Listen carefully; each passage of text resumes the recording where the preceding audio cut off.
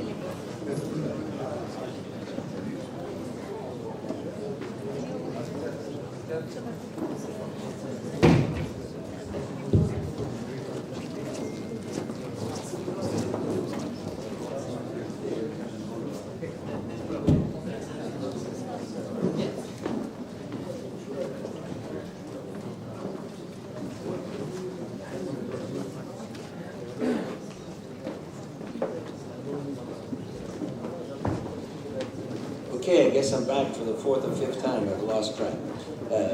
So this is an easy talk to give because we will never fail because we have the drugs that are necessary to treat people. You just need to use them.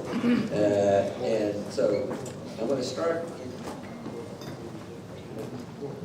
in a funny way. I'm going to start with what does not work, okay?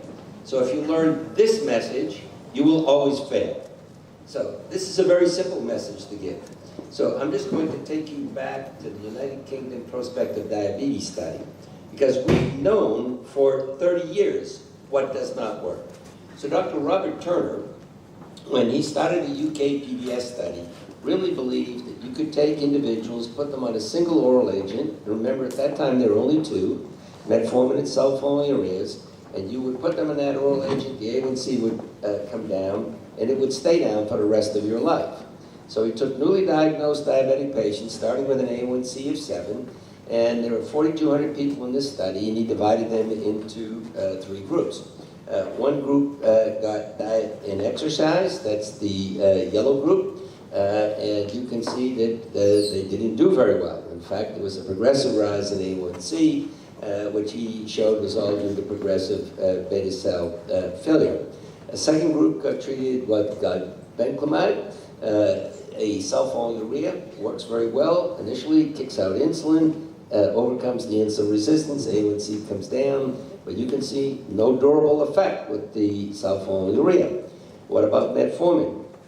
Metformin has one action, it works on the liver, shuts down gluconeogenesis, hepatic glucose production falls overnight, fasting glucose falls, A1C initially comes down, but again you see progressive rise in the A1C because no effect on the beta cell. Now, obviously, each one of these curves has a plus-minus standard deviation, so to speak. So if we were to look at metformin, there clearly are going to be some people who respond well. There are going to be some people who respond very poorly, but on mean, this is the curve that you're going to get. So you may have in your practice some people who actually respond reasonably well to metformin or sulfonylureas. In some of the kiddie cases, actually they should be on a sulfonylurea, this is a specific indication. But in adults, in general, this is what you're going to see. So if you want to fail, use these drugs, okay? And what Dr. Turner noted was that 5 years into the study, the A1C had now risen to baseline, and he wrote 5 articles: Diabetes, Diabetes Care, Diabetologia, BMJ, and Lancet. And what he said is, my hypothesis is not correct. I can't put people on one of these agents, keep the A1C down. So if you're on a sulfonylurea, add metformin. If you're on metformin, add sulfonylurea. And then he said, if necessary, I will add insulin. So what happened 15 years later?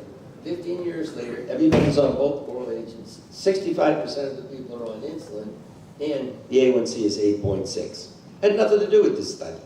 I just looked at the results. That is failure, okay? And if you want your patients to fail, this is what you're going to see.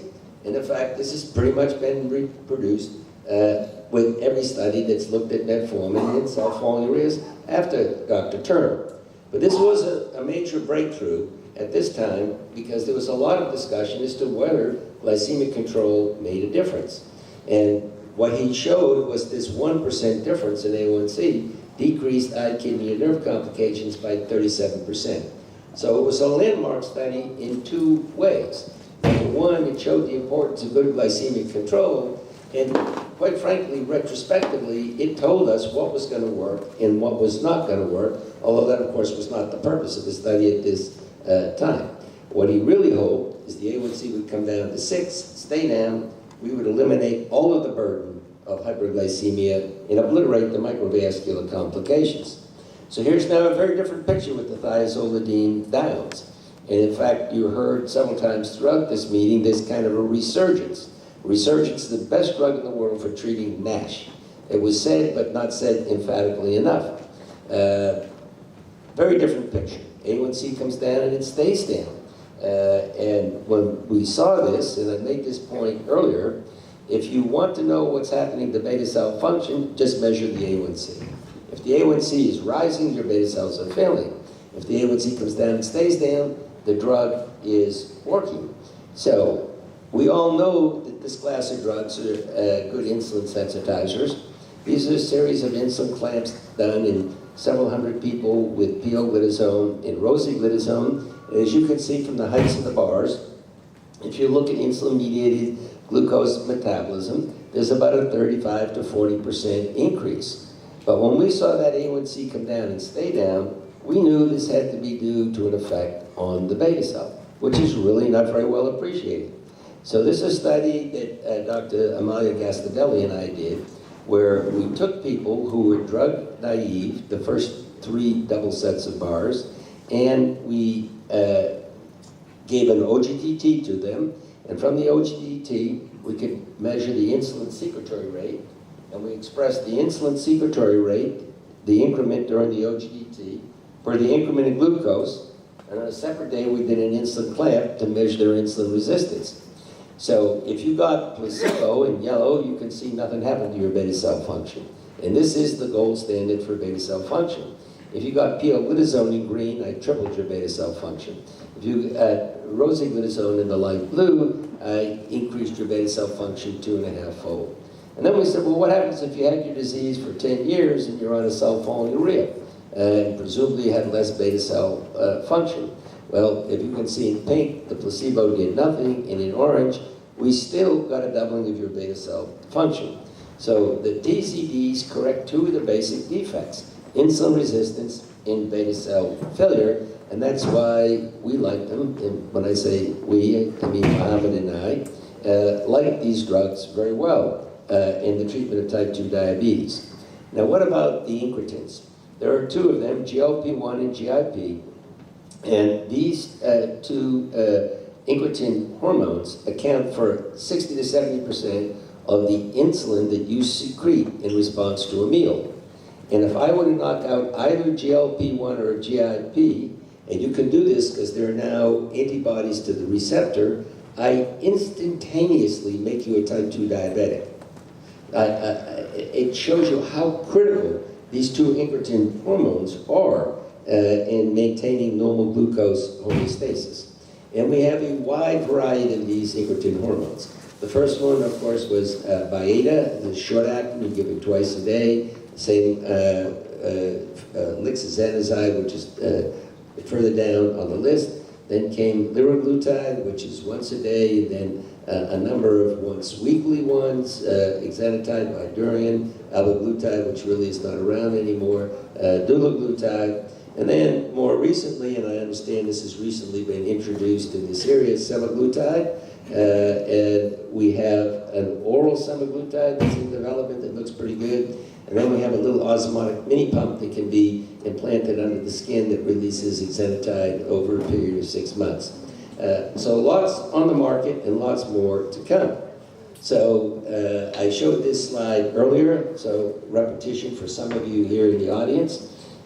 These drugs have an incredibly powerful effect that I'm going to show you to improve beta cell function And in doing so, you get a very nice, gratifying drop in the A1C that stays down as long as you're on the drug. These drugs make you lose weight. When you lose weight, you improve the insulin resistance. You also get rid of lipotoxicity in the beta cell. Further helps to improve the beta cell function. They correct 6 of the 8 abnormalities in the ominous octet. I'm not going to take you through all of those because I did it earlier today. They do not cause hypoglycemia because when the glucose comes down to baseline, you stop secreting insulin. So as long as you're not using with a sulfonylurea, you don't have to worry about hypoglycemia. They're incredibly safe except for the GI side effects. So there is always going to be 2 or 3% of people who cannot tolerate the drug. On the other hand, we have other drugs that you can use, and then we have this remarkable cardiovascular story that I will touch upon briefly, that these drugs prevent recurrent cardiovascular events. So I directed all of the initial studies with Byetta, which is the first one to come, and so all of the studies were done the same way. I'm going to show you a meta-analysis of all of the studies submitted to the FDA that got this drug approved.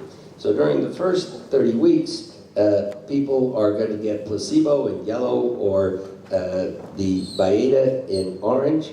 Starting with an A1C of 8, you see a drop in A1C of about 1 to 1.2%. Placebo does nothing.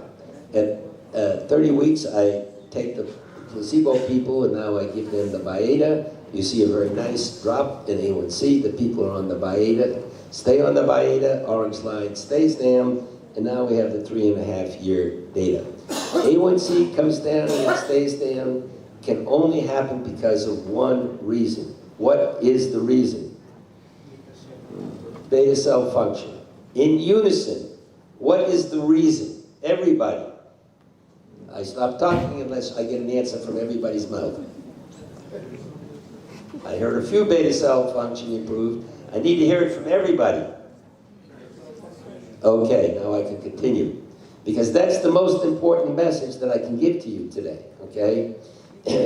Control of the A1C is critically dependent on what happens to your beta cell function. If the A1C comes down, it stays down, you're doing the right thing. If A1C is rising, you're losing the game with the beta cell, okay?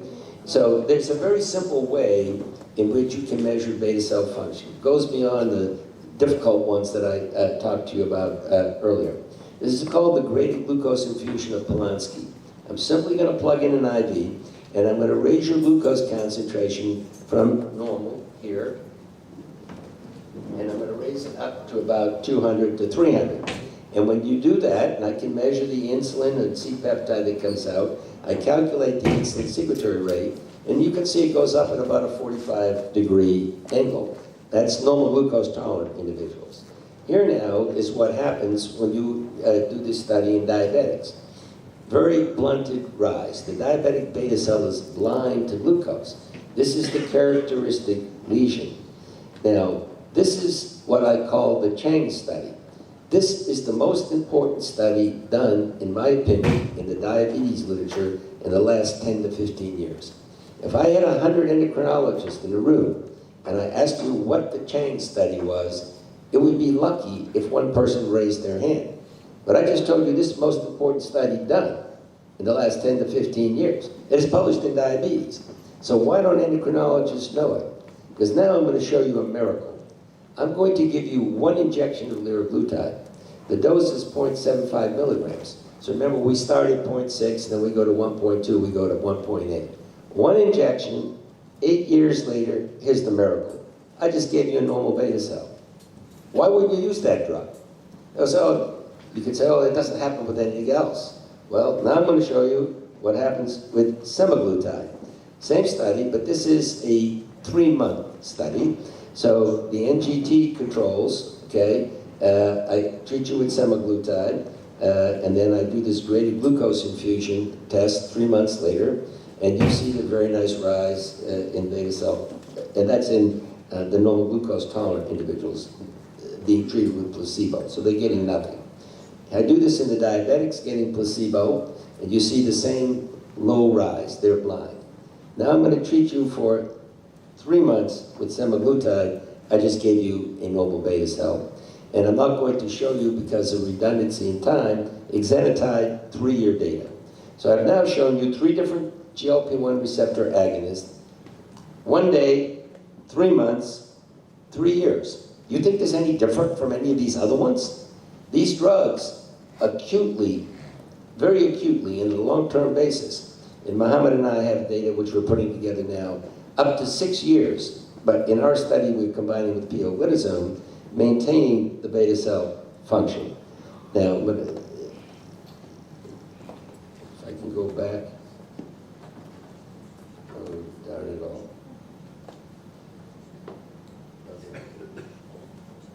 Okay, so most recently, I know we've had semaglutide for a while, but my understanding is most recently it's also been introduced to this area. So this is the head study with semaglutide with Trulicity. And there are 2 doses, a low dose and a high dose. So these are the low doses to the left, and we're going to look at A1C over here. So the dulaglutide is in yellow, the semaglutide is in orange.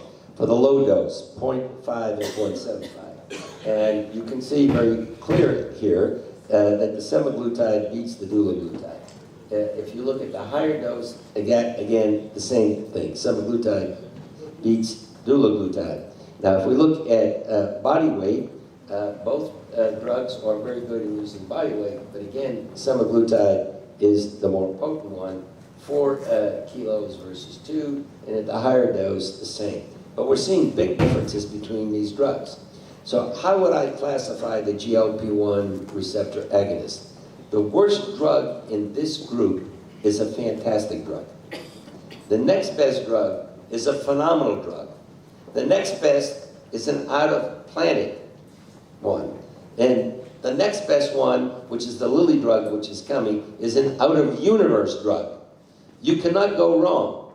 And the message is here, put your patient on any one. I'll be happy, okay? Now, if you happen to have semaglutide here, that's great. But if you don't, and you have Bydureon or Trulicity or whatever one you have, I will go for it. Now, what about DPP-4 inhibitors? Here is a very different story. If you look at the drop in A1C, whether you're using in drug-naive patients as we go across glyburide or metformin or far right, in orange, pioglitazone, the drops in A1C are in the order of 0.6 to 0.7. Close to 1/2 of what you're going to get with the GLP-1 receptor agonist, no weight loss, and the cardiovascular studies with these drugs are all negative, as opposed with the GLP-1 receptor agonists, which are all positive. Another big reason for using the GLP-1 receptor agonist over the DPP-4 inhibitors. Now, what about the SGLT2 inhibitors? The 3 big ones are shown here, dapagliflozin, canagliflozin, and empagliflozin. But there are several other ones that we have in the United States. And in fact, we heard a lecture earlier about ertugliflozin, the Merck one. Sanofi has another one. In my opinion, and I said this before, these drugs are all very good and equally good.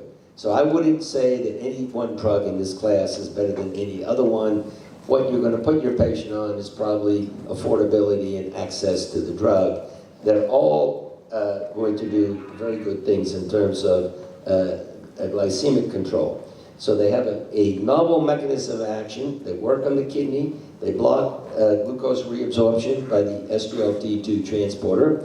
So you excrete 70, 80, 90 grams of glucose every day in the urine. As now the glucose comes down, you remove the glucotoxic effect on the beta cell, so you improve beta cell function.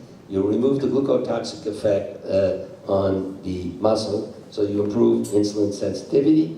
Nice reduction in A1C. Because you're losing calories in the urine, these people usually lose about 2 to 3 kilograms of weight in the first 6 months. And because they're working on the kidney, and they work differently in a different organ from all the other drugs, you can put them together and get a completely additive effect. And actually, in studies that we've done, when you put them with a GLP-1 receptor agonist, at least on body weight, you get a synergistic effect. So in a study with liraglutide, that I'm not going to take you through, but it's published, the liraglutide, you lost about 3 kilos. The SGLT2 inhibitor, 3 kilos, and together you lost 9 kilograms of weight loss, which is really quite significant. They reduced the blood pressure because they block glucose with sodium transport. You get a decrease in the intravascular volume, nice decrease in blood pressure, no hypoglycemia, and because of all of these mechanisms of action, not only do you get good glycemic control, but you would expect to get cardiovascular protection. And in fact, I've shown you data, and we've seen other data from other people here, that all three of the first 3 drugs out there, canagliflozin, empagliflozin, and dapagliflozin, all decrease the MACE endpoint hospitalization for heart failure, and they also give you renal protection. So how can you use the SGLT2 inhibitors? Just like the GLP-1 receptor agonists, they can be used as first-line therapy. They can be used as add-on to metformin or any of the other agents that your patients might be on.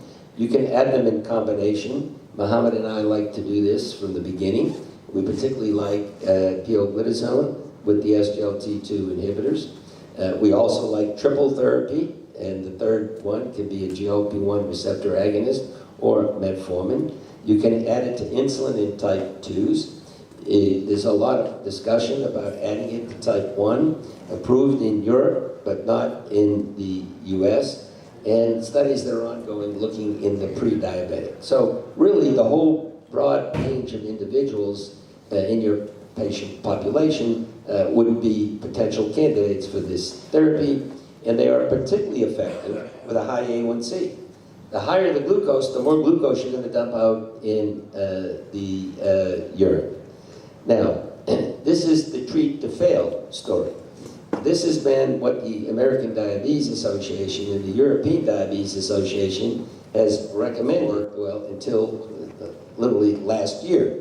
And this is what Dr. Turner showed you should not do, okay? So you start diet and exercise and drug number 1, which is usually metformin. And yes, you get a nice drop in the A1C, but then it rises again.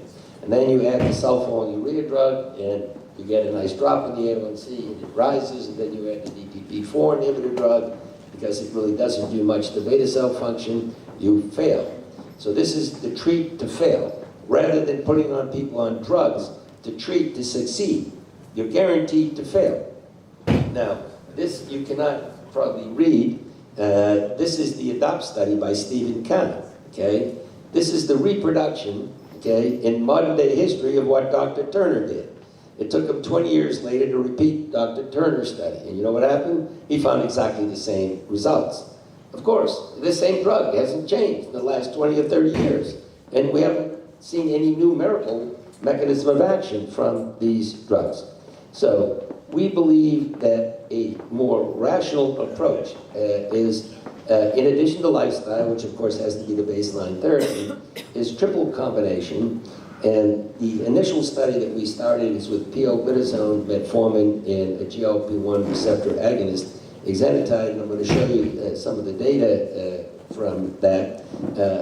But quite frankly, if we had to do this study again, we would probably use the SGLT2 inhibitor instead of metformin. It just was not available when we started the study. And we think the goal for therapy should be less than 5. So right now, there's a dichotomy. The ADA diagnostic goal is 7, okay? The ADA treatment goal is 7, but the diagnostic goal is 6.5. So we believe that if you establish a disease, that it should be treated, and that the treatment goal and the diagnostic goal should be synonymous, and at least for the ADA, they're not.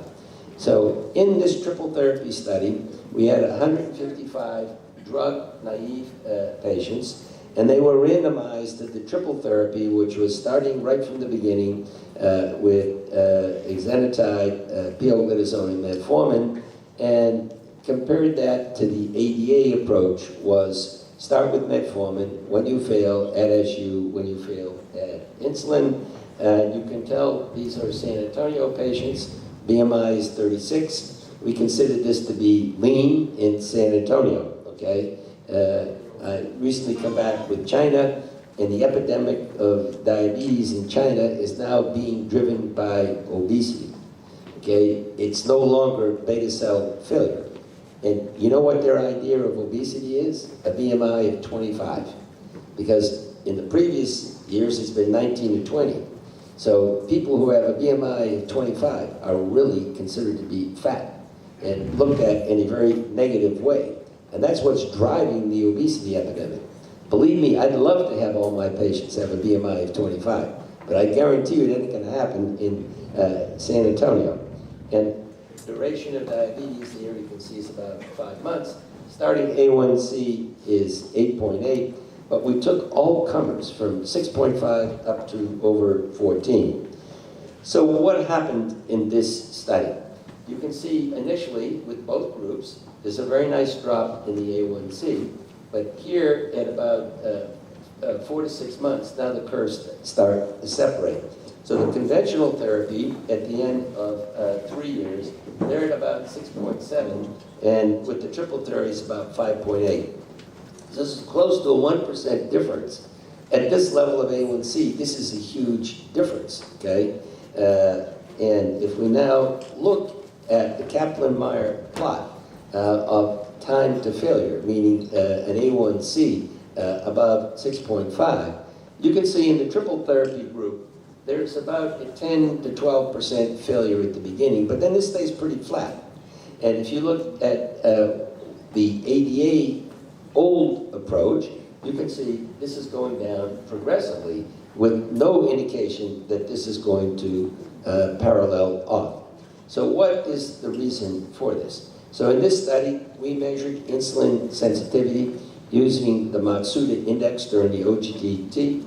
Severely insulin resistant at baseline, no change at 3 years. Here's beta cell, here's with the triple therapy approach that we use, an enormous improvement in insulin sensitivity. What about beta cell function?